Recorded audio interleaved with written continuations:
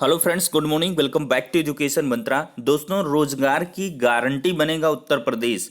15 दिन बाद भी जारी नहीं हो सकी 31,661 जिला आवंटन सूची। एससीईआरटी में होगा प्रचंड प्रदर्शन।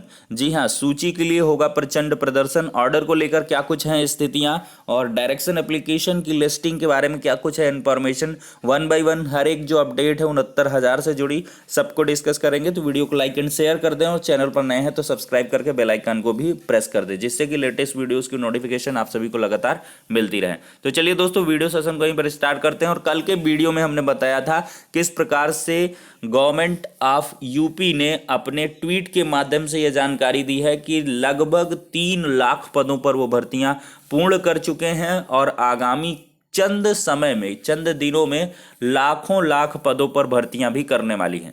तो इसी के संबंध में एक बड़ी खबर निकल के आ रही है आज के समाचार पत्रों के माध्यम से कि रोजगार की गारंटी बनेगा उत्तर प्रदेश। जी हां, उत्तर प्रदेश में सरकारी नौकरी मिलना गारंटी होगी।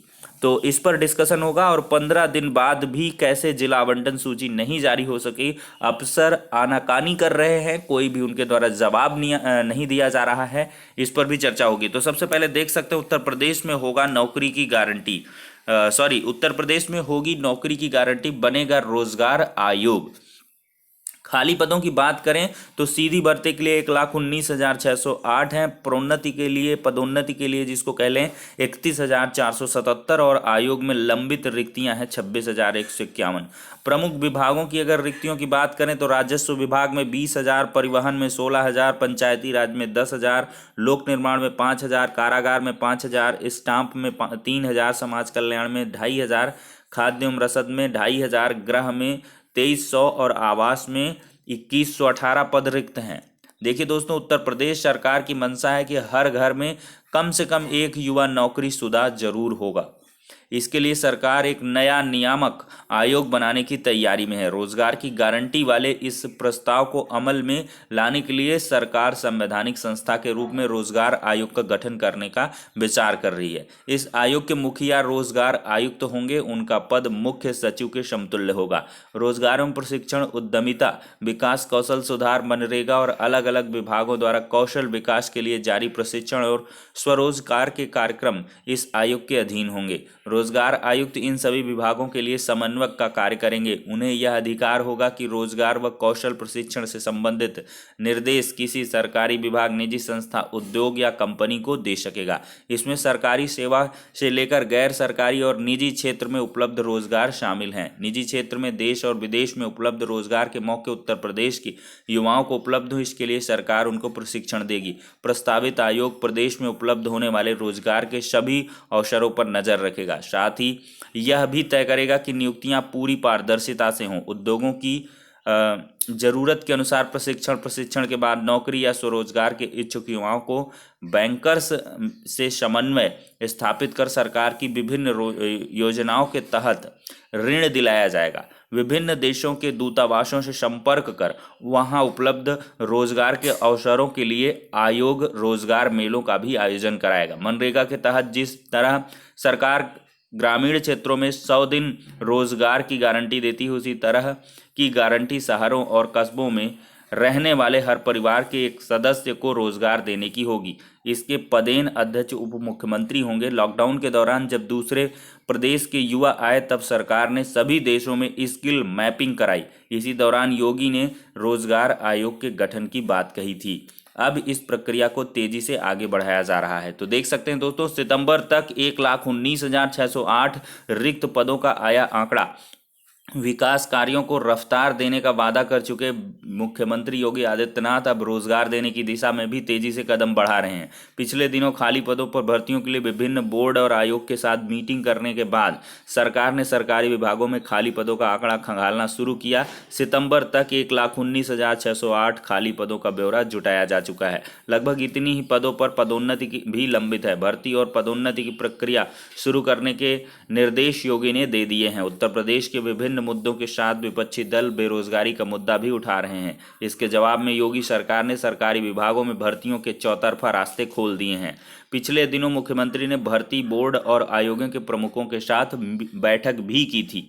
सभी विभागों में खाली पदों का ब्यौरा जुटाने के निर्देश दिए गए थे। इसी क्रम में अब तक विभागों के खाली पदों का ब्यौरा जुटाकर सरकार को भेजा है। तो देख सकते हैं दोस्तों, आगे आने वाले समय में लाखों पदों पर भर्तियां आपको देखने के लिए मिल सकती हैं। सीएम योगी आदित्यनाथ जी चाहते हैं कि उत्तर प्रदेश में नौकरी की गारंटी हो और रोजगार आयोग भी बनाया जाए। वहीं पर अगर रोजगार आयोग को अमली जामा पहनाने की बात है तो निर्देश के 15 दिन बाद भी जिला आवंटन नहीं हो सका है। वो बेसिक शिक्षा विभाग में मुख्यमंत्री और शासन के आदेश पर अमल नहीं हो रहा है। सीएम ने 31,661 रिक्त पदों पर नियुक्ति 1 सप्ताह में करने का आदेश दिया था। उसकी जिला आवंटन सूची 15 दिन में भी अफसर तैयार नहीं कर सके हैं, जबकि शासन भी न्याय विभाग से परामर्श करके आदेश निर्गत कर चुका है। लेकिन जिला आवंटन सूची कब जारी होगी और काउंसलिंग की तारीखें अभी तक घोषित नहीं हो सकी हैं। बेसिक शिक्षा परिषद के प्राथमिक स्कूलों में 69,000 सहायक अध्यापकों की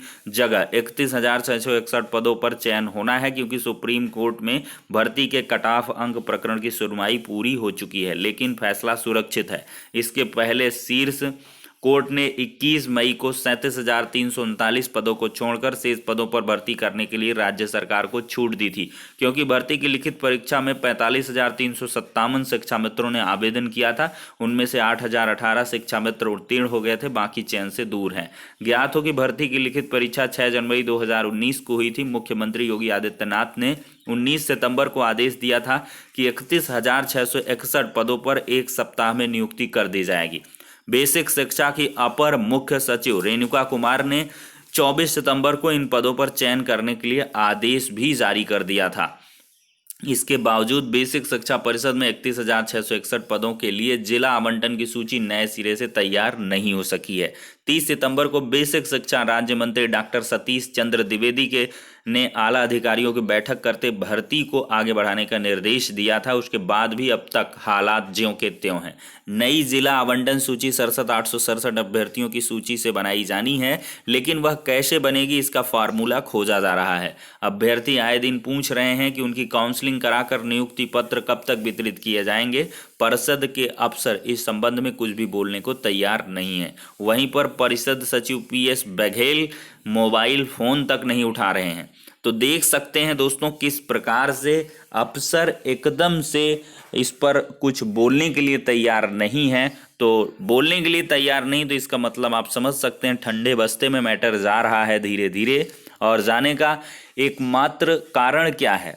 रिजर्व ऑर्डर 69,000 का रिजर्व ऑर्डर जल्द डिलीवर भी हो सकता है। तो कहीं ना कहीं अधिकारियों के मन में अब बैठ चुका है कि एक बार ऑर्डर ही देख लेते हैं, चूंकि काफ़ी दिन भी हो गए हैं, मियाद भी लगभग पूरी हो रही। शांतनु सर की वापसी हो चुकी है सुप्रीम कोर्ट के अंदर। तो जल्द ही देखिए 5 का जो रोस्टर आया है उसमें शांतनु जी की जो है मौजूदगी है, साफ साफ उनका रोस्टर भी में नाम है।